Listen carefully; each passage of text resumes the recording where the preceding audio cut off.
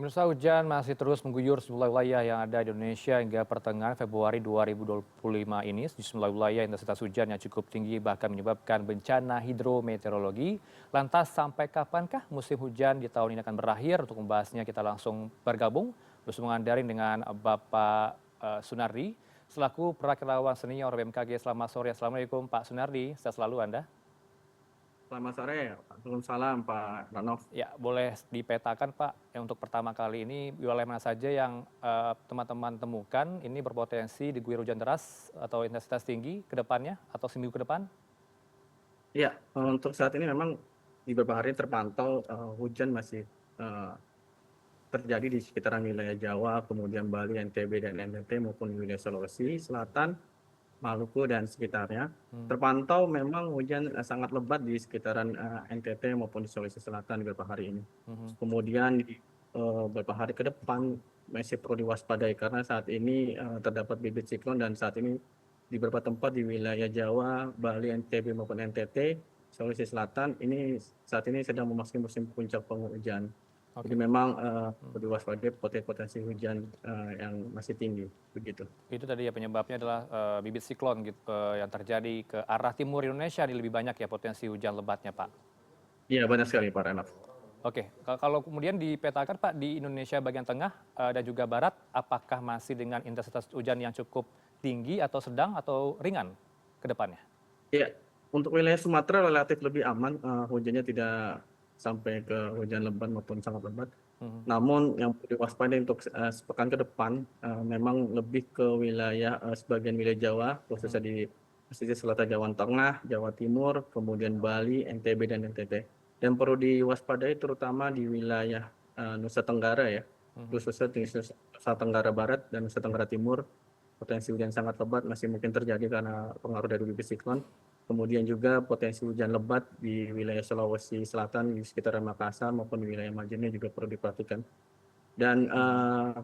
tidak lupa juga harus waspadai terhadap tinggi gelombang di Oke. perairan selatan Nusa Tenggara, Mhm. kemudian di Laut Jawa, Selat Makassar, dan kemudian di Laut Timur. Ini karena pengaruh dari siklon, bibit siklon di sekitaran perairan selatan Nusa Tenggara.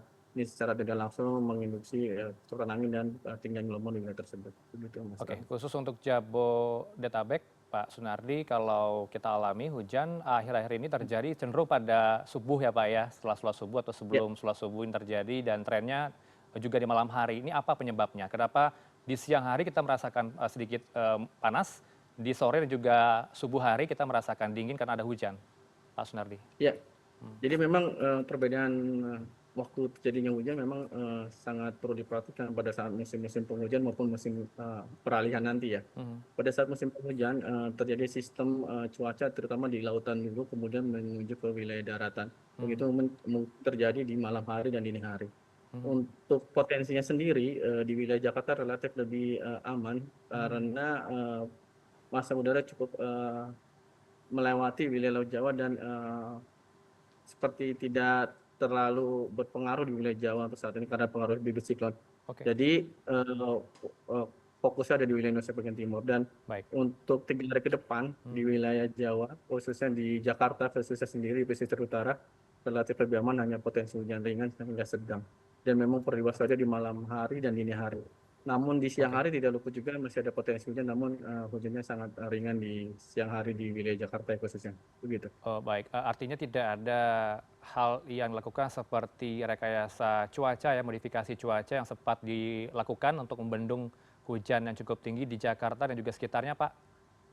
Iya, Hmm. untuk beberapa hari ini masih relatif aman ya. Oke. Mungkin nanti kita perlu melihat lagi periode selanjutnya apabila sistemnya cuaca berubah akan lebih meningkat hujannya dan perlu dilakukan modifikasi cuaca begitu. Ya, kalau Anda katakan tadi lebih cenderung ini hujan dengan intensitas tinggi terjadi di timur Indonesia seperti NTT, apakah sudah ada koordinasi, Pak, dengan pihak terkait agar waspada? Karena kalau bicara soal hujan deras, yang patut Hmm. diantisipasi adalah bencana hidrometeorologi, Pak Sunardi. Iya, benar sekali. Pada saat potensi hujan lebat maupun sangat lebat bisa terjadi potensi bencana hidrometeorologi eh, antara lain adalah longsor, kemudian banjir Hmm. perlu diwaspadai.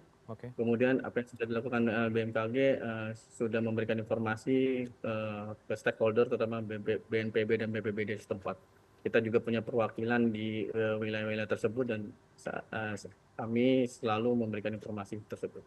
Ya, termasuk yang ada di Provinsi Jakarta ya Pak ya, karena Jakarta kan rawan Ya, banjir. Apakah bisa Anda potret Jakarta mana yang lebih cenderung berbahaya atau berpotensi untuk bencana hidrometeorologi, Pak Sunardi? ya. Hmm, Untuk Jakarta di 3 hari ini relatif lebih aman hmm, dan potensi hujan memang di malam dan dini hari lebih dominan di wilayah barat maupun wilayah utara kita hmm. di malam harinya.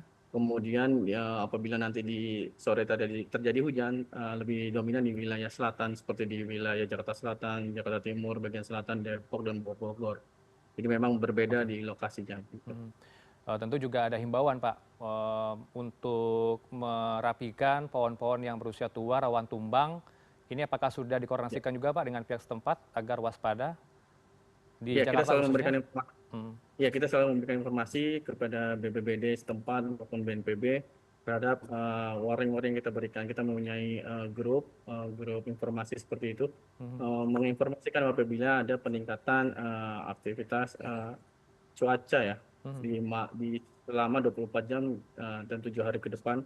Kita selalu memberikan informasi terus dan selalu update. Oke, Wah, dan ini memang perlu dilakukan antisipasi pada warga juga ya. oke. Apabila rumahnya rawan bencana, Hmm. perlu berwaspada untuk di bulan-bulan seperti Februari ini. Ya, bagaimana dengan potensi banjir rob Pak Sunardi? Karena di Jakarta Utara rawan sekali untuk banjir rob, termasuk juga di Pantura. Ya, Hmm, untuk potensi banjirop umumnya terjadi di pertengahan bulan ya, pada saat oke. gerhana Hmm, dan di malam hari dominannya. Jadi di pertengahan-pertengahan bulan itu perlu diwaspadai. Nanti di sekitaran 15, 16, 17 ini perlu diwaspadai di sekitar pesisir utara, tidak hanya di Jakarta, mungkin di pesisir utara Jawa. Begitu. baik, pertanyaan saya sesuai dengan judul headline Pak. Sampai kapan musim hujan akan berlangsung di 2025 ini Pak? Dan kapan peralihan ke musim kemarau Pak Sunardi? Iya, kalau kita lihat secara historis, memang penurunan hujan yang disebut dengan peralihan ke musim kemarau Hmm, itu kemungkinan terjadi antara bulan April hingga Mei nanti. Kemudian di bulan Juni dan atau Juli nanti, hmm, sekitaran di wilayah Jawa sebagian besar, Bali, NTB, NTT maupun Sulawesi Selatan, Tenggara, oke. Sulawesi Utara, ini berbeda-beda ya. Jadi memang eh, antara bulan Juni Juli kita sudah memasuki musim kemarau dan perlu eh, kita lihat sendiri terkait kondisinya aktual nanti dan kita akan memberikan rilis pastinya kapan dasarian berapa antara bulan Juni dan Juli sebagian besar wilayah Indonesia akan memasuki musim kemarau. Itu berlangsung cukup lamakah Pak? Seperti tahun 2023 silam kita cukup merasakan lama ya musim kemarau. Ya, Hmm, musim kemarau nanti kan ada sifatnya ya hmm, antara musim El Nino maupun La Nina.